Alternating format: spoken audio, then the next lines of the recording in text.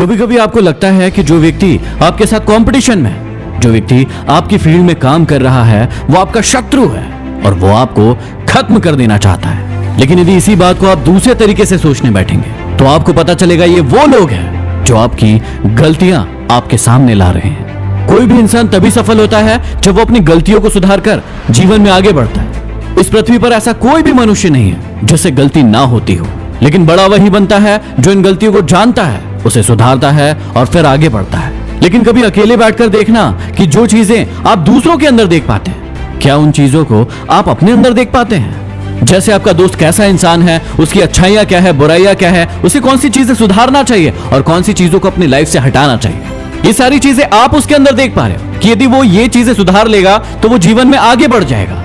लेकिन सोच कर देखिए कि क्या कभी आप ये सारी चीजें अपने अंदर देख पाते हो? एक इंसान जितना दूसरों के अंदर अच्छे से देख पाता है, वो खुद के अंदर उतने अच्छे से नहीं देख पाता है। इसलिए जब भी कोई इंसान आपकी फील्ड में आगे बढ़ता है तो आपको देखने का एक नया नजरिया मिलता है। आपको उसी वक्त पता चलता है कि आपकी अच्छाइयां क्या है और आपकी कमियां क्या है।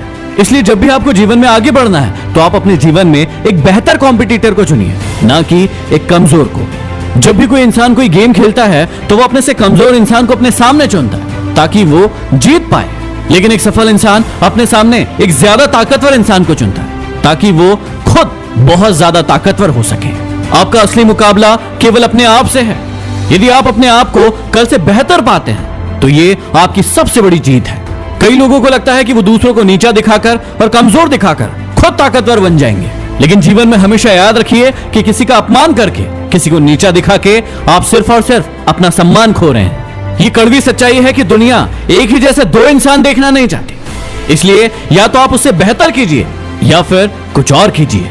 याद रखिए कि जब भी आप अकेले होते हैं तो आपको अपने अंदर कोई कमियां, कोई कमजोरियां नजर नहीं आती, लेकिन जैसे ही आपके सामने आपका कॉम्पिटिटर आता है तब आपको अपने अंदर बहुत सारी कमियां और कमजोरियां नजर आने लगती है। रामायण की इस घटना से ये बात आपको बहुत ज्यादा बेहतर समझ में आएगी। सीता जी को ढूंढने के लिए जब सभी लोग आगे बढ़ रहे थे तो उस समय एक बहुत बड़ी दिक्कत उन सभी के सामने आई।